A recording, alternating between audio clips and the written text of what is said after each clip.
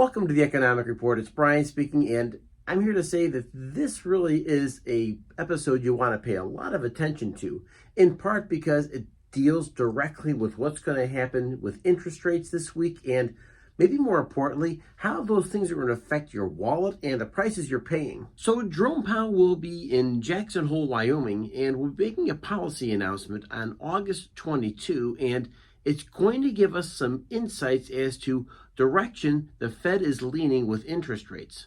Now, you may say to yourself, why does it really matter? And the fact of the matter is there's a lot of consternation about interest rates over the past 3 or 4 months. Of course, we know the President of the United States has been very, very vocal, very, very aggressive, and very, very condescending to Jerome Powell, who's in charge of the Fed. And what the President really wants to see is a softer approach from the Fed, and wants to see the Fed take a position of lowering interest rates because he believes that the lower interest rates will have a big impact and a positive impact on the economy.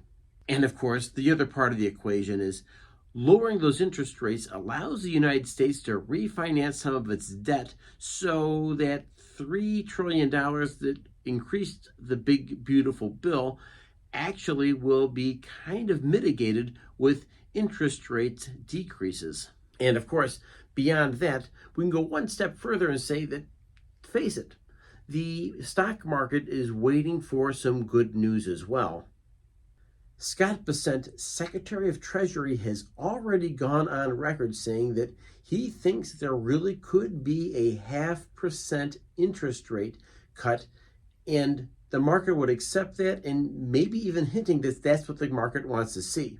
But of course, you ask yourself the question, well, okay, Brian, how does this affect my wallet? And the fact is, it will affect your wallet in a ton of ways because the Fed's been really walking a tight wire between lower interest rates, inflation, and of course, when you get surprise announcements like the job report that said that these revisions really meant that the United States did not add as many jobs to the economy, well, you get the picture. It's not as rosy of a picture as was once thought when it came to jobs, and of course, with that kind of crummy jobs report revision, it actually does put additional pressure on the Fed to take action. And now Jerome Powell actually has a reason to go ahead and lower those interest rates. But of course, the bigger picture is the Fed needs to remain independent. And that's one thing that Trump doesn't like, the fact that he wants to be able to tell someone what to do, wants to tell Jerome Powell how to do his job, and those condescending comments really don't help a ton. But now there's data, now there's evidence, and I'm thinking that there will be some kind of an announcement in the not too distant future that will give the Federal Reserve just a little bit more of a lean towards a cut in those interest rates. The fact is, when you have a lower interest rate, it allows the home buyer to go out and purchase with some confidence because it takes away a little bit of the uncertainty that goes on when it comes to making a big purchase, like a one-time purchase, like a home. And the fact is that people may be stretching at the very edge of what they're able to afford, but now with interest rates a little bit lower, they can find a little bit more flexibility in what they're going to purchase. By buying too big of a home, that's okay, because what happens over time is you grow into your payment. And so things could be really, really tight up front.